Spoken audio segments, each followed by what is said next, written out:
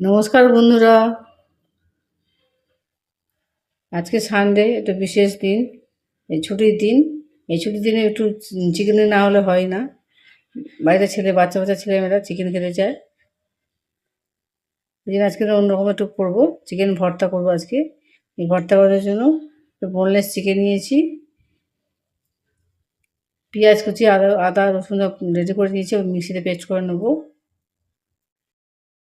আপনার চিকেন যতটা পরিমাণ অনুযায়ী এটা নিয়ে নেবেন। একটু রসুনটা একটু সবসময় বেশি নেবেন, চিকেনের রসুনটা বেশি দিলে তবে খেতে ভালো হয় জিনিসটা। এদিকে আমি কড়াইয়ের মধ্যে জল দিয়ে দিচ্ছি। জল দিয়ে একটুখানি চিকেনটাকে আমি একটু সেদ্ধ করার জন্য জল দিচ্ছি। চিকেনটাকে প্রথমে সিদ্ধ করে নিতে হবে। এটা বোনলেস চিকেন নিতে হবে।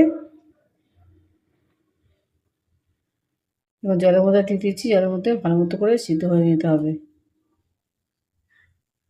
সিদ্ধ হওয়ার সময় একটু গোটা গরম মশলা, তেজপাতা দিয়ে দিতে পারেন, তত কিন্তু খেতে খুবই ভালো হবে।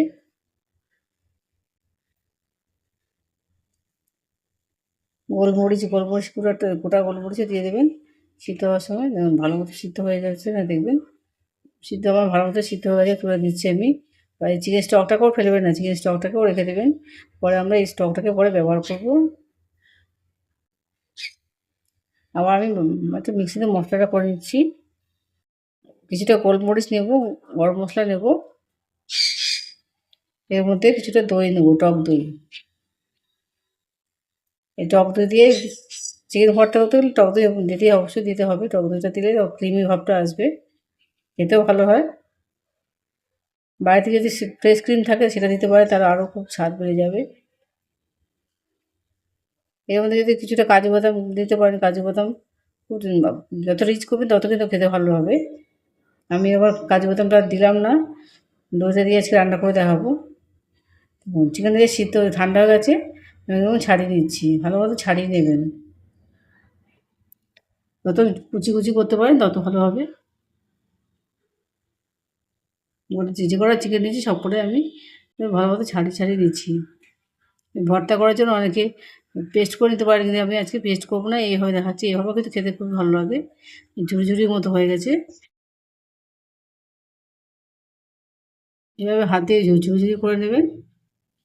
এবার আবার রেডি করবো, কড়া বসিয়ে দিয়েছি, কড়ার মধ্যে সর্ষের তেল দিয়ে দিচ্ছি। আপনারা যদি সর্ষের তেল না খেয়ে সাদা তেল ব্যবহার করতে পারেন, তাও ব্যবহার করতে পারবেন। এবার গোটা গরম মশলা, তেজপাতা ফোড়ন দিয়ে দিচ্ছি। এর মধ্যে একটু কসুরি মেথি দিয়ে দেবেন, কসুরি মেথি হলে ভালো গন্ধ বেরোয়। আমি পেঁয়াজ, রসুন, আদা যে পেস্টটা করেছিলাম সেই পেস্টটা দিয়ে দিচ্ছি। বাড়িতে যদি টমেটো থাকে এর মধ্যে টমেটো পেস্টটা দিয়ে দেবেন, না দিলেও চলবে, যেহেতু টক দইটা দিয়েছি। এবার আমি এদিকে মশলাটা রেডি করে নেব। একটা পাত্রে যেহেতু গুঁড়ো মশলা, সব মশলা দিয়ে দিচ্ছি। হলুদ গুঁড়ো, লঙ্কা গুঁড়ো, জিরা গুঁড়ো সব দিয়ে সামান্য জল দিয়ে একটা পেস্ট বানিয়ে নিচ্ছি।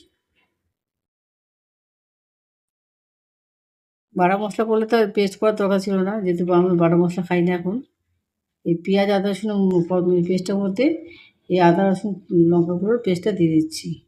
দিয়ে ভালো মতো কিন্তু কষাতে হবে।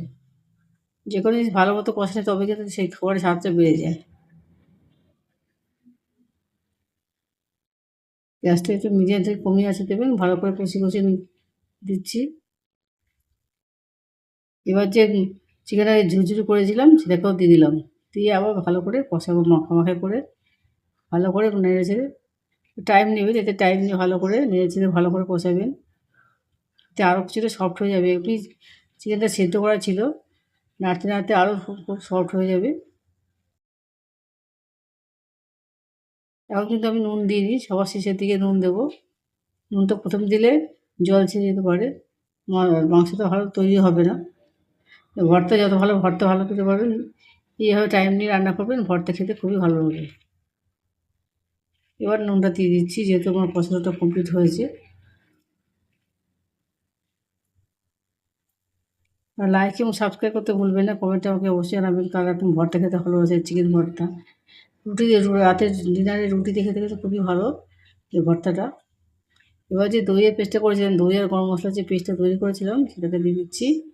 দিয়ে আবার এর সময় একটু ভালো করে নাড়িয়ে নিচ্ছি আমি।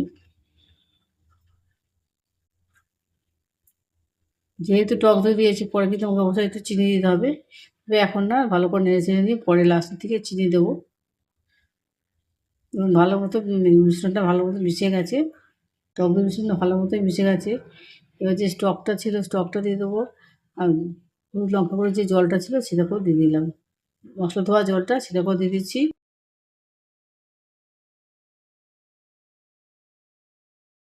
এবার শেষে আমি চিনিটা দিচ্ছি, চিনিটা দিয়ে ভালো মতো ফুটতে দিতে হবে। এখন একটু পাতলা হয়ে গেছে যেহেতু স্টকটা দেওয়াতে, কিন্তু ফুটতে ফুটতে মাখা মাখা করে নিয়ে আসতে হবে। যখন মাখা মাখা হয়ে আসবে, ফুটতে ফুটতে দেখুন বেশ খানিকক্ষণ পরে মাখা মাখা হয়ে আসবে। এই মাখা মাখা এইটাই নেই, গ্রেভিটা কি সুন্দর হয়েছে। এদিকে তো রুটি খেতে খুবই ভালো লাগে। বেশি একদম শুকিয়ে ফেলবেন না, একটুখানি অল্প অল্প কাদা কাদা মতো রাখবেন। ঠান্ডা হলে একটু জমাট বেঁধে যাবে, ঠান্ডা হয়ে বেশি ঠান্ডা হলে শুকিয়ে যাবে, একদমই শুকিয়ে ফেলবেন না। রেডি হয়ে গেছে আমার চিকেন ভর্তা। এবার এর উপর দিয়ে আপনি বাটার দিতে পারেন, টক দই দিতে পারেন, এর মধ্যে উপর দিয়ে ডিম সিদ্ধ দিয়েও আপনার পরিবেশন করতে পারেন। যেটা আপনার পছন্দ সেরকম দিতে পারেন। গরম গরম পরিবেশন করুন, পরিবারের সবাই লোককে খাওয়ান, নিজে খান, নিজে খাই আনন্দ পান। মজাদার একটা রেসিপি, বাড়িতে অবশ্যই ফলো করবেন এই রান্নাটা।